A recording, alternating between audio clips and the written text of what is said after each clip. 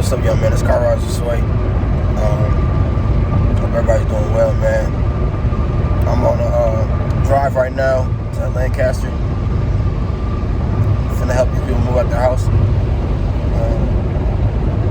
It's like a 25-minute drive from their house to where they're living at, which is like Waxahachie, Texas or something like that. I had to wake up 6 o'clock in the morning this morning to get up here. It's almost an hour drive. But the thing is from Waxahachie, Texas to my second pickup, like my second my second house I'm helping somebody move out of today. It's an hour and 35 minutes away. So I was gonna ask them, for the gas money, because you're not gonna give me $10 and I'm driving an hour and 30 minutes now. I definitely need to see a $45, $30, on my check. But regardless though, I had a pretty deep conversation with my father figure yesterday.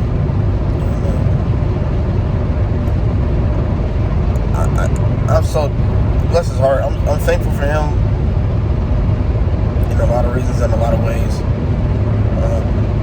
Just because as an adult, he's still growing and he still has a mindset where he's always learning. And it's really hard to find that in parents nowadays. Because when they get stuck in their ways, because they said the older they get stuck in their ways. And so,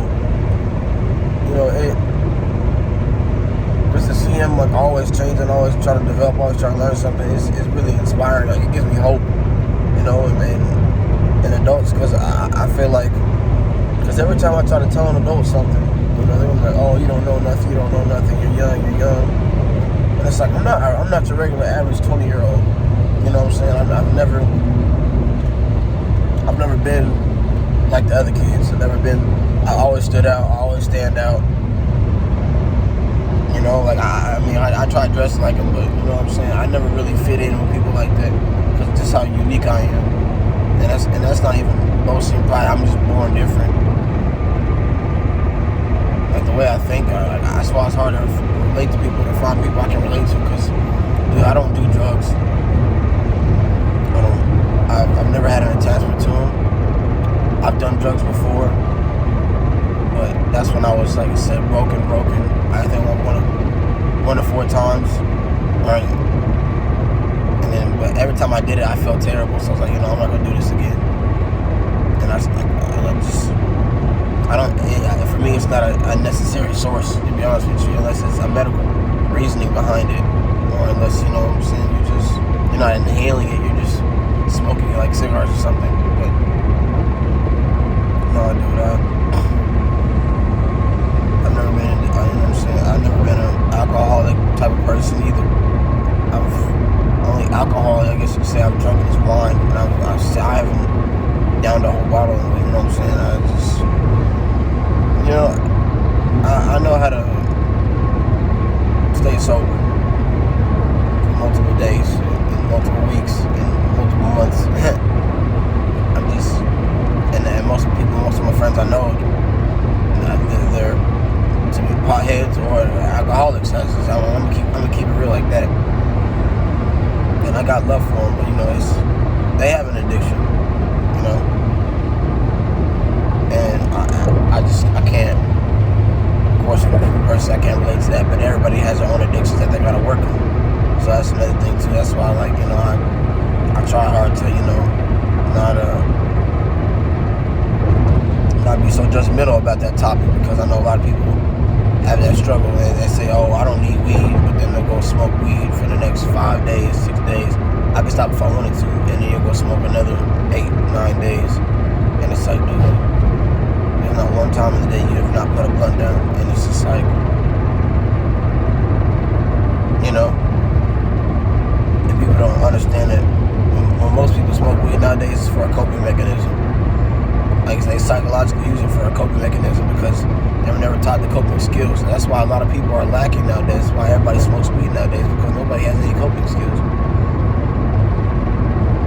Like, good luck trying to tell me that somebody was taught coping skills in their household, because I rarely see it. You know what I'm saying? I don't see people talk about coping skills in households. I see parents teach us how to eat, how to not stab ourselves with a fork, how to put our clothes on, how to bathe, and that's it. And how to I somewhat talk to people, how to have politeness, somewhat, depending on which household you're in. Most of them are they rude. So I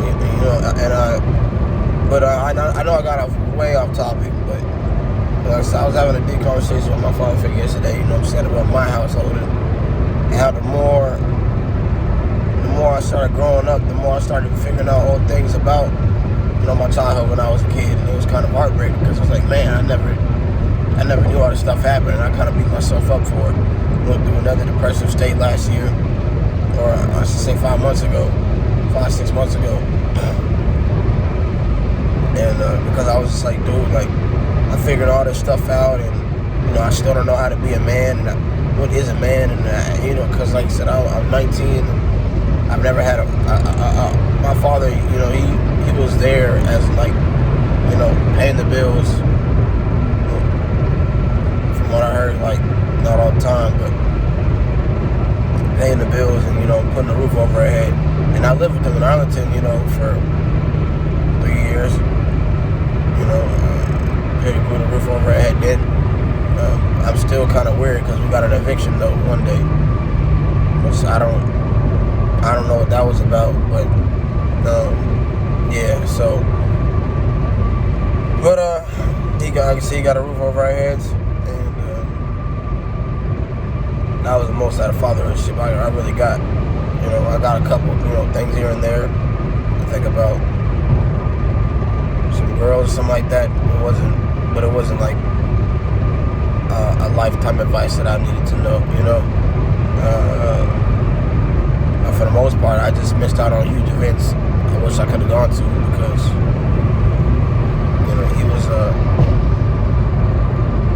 he was always anxious, overprotective, overthinking. It's like, dude, I'm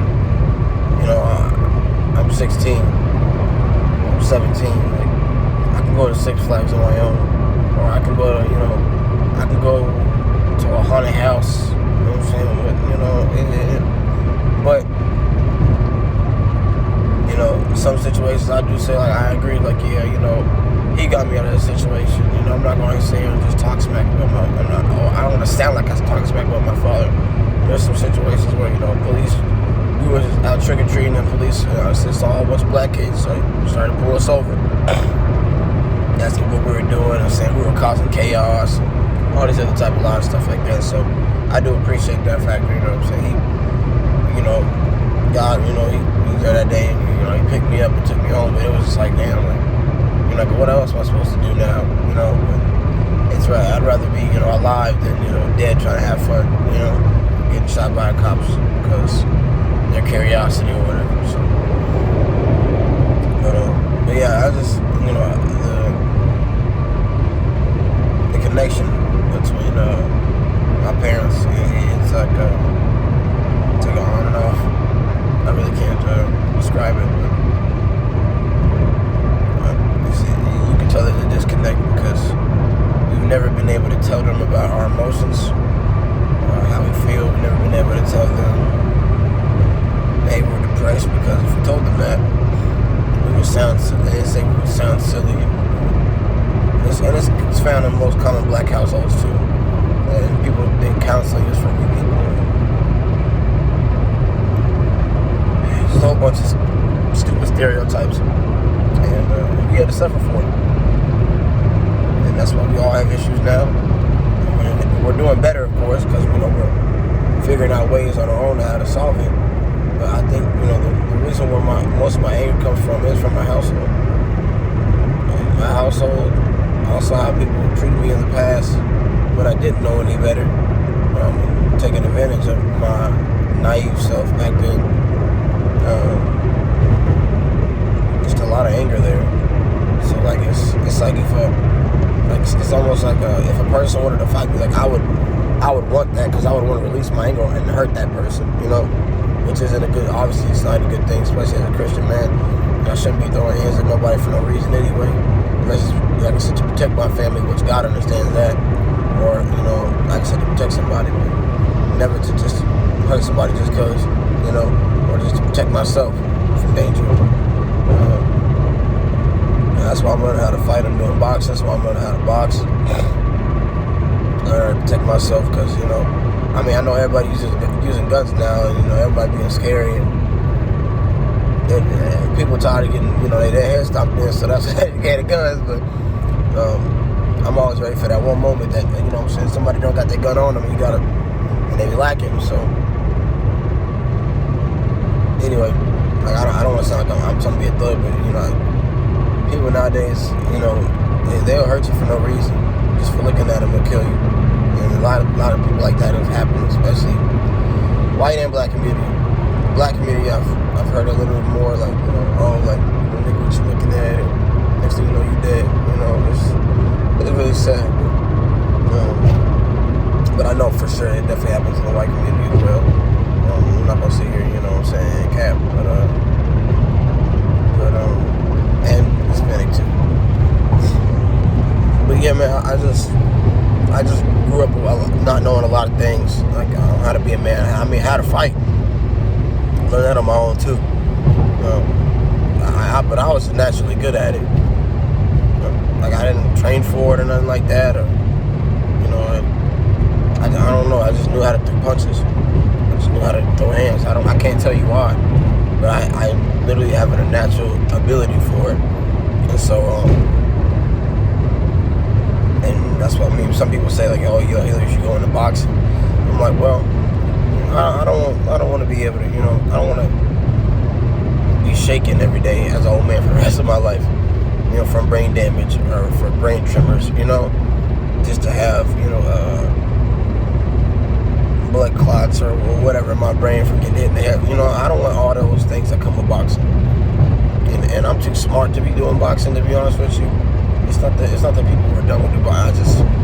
God's giving me the way I think on things is like it's not regular.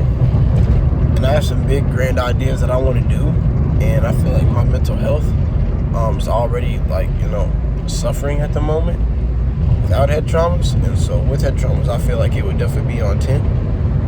But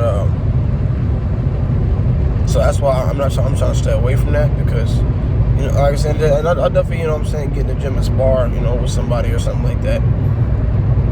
But that's the most I'm doing out of boxing wise. But you ain't gonna catch me trying to fight nobody for real. Like I'm not doing that. But one thing I do want to do though is like I said, one day just be able to just have